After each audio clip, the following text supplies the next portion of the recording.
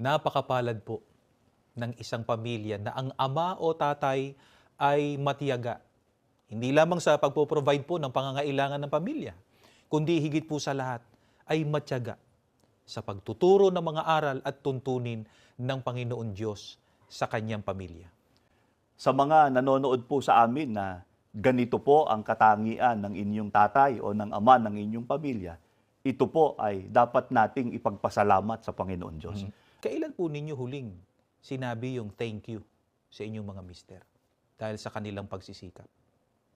At sa inyo na mga kabataan, mga anak na nanonood ngayon, sapagkat nakikita nyo naman yung pagsisikap ng inyong mga magulang, lalo na ng inyong tatay, kailan nyo sila huling niyakap at sinabi sa kanila na salamat po tatay?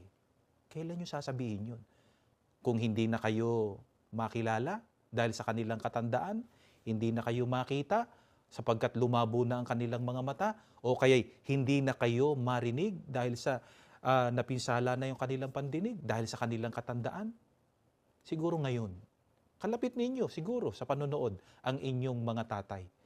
Ipadama ninyo yung inyong matinding pagpapasalamat sa kanilang pagsisikap.